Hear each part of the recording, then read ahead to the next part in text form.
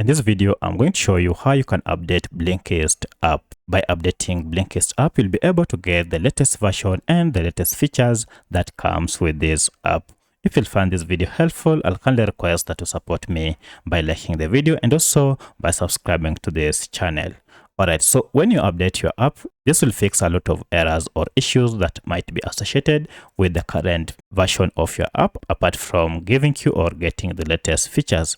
So to update your app, you need either to go to your Google Play Store or App Store and then search for the latest version or search for an update for your app. So for this tutorial, I'm on Android and therefore I'll go ahead and log out of my app and then go to Google Play Store.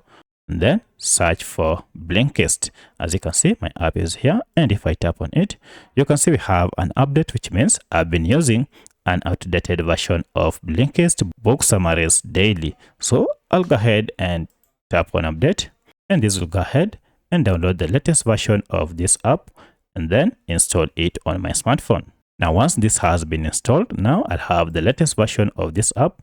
Proceed and tap on it to start using the latest app with the latest features. So that's how you can get the latest version of Blinkist app.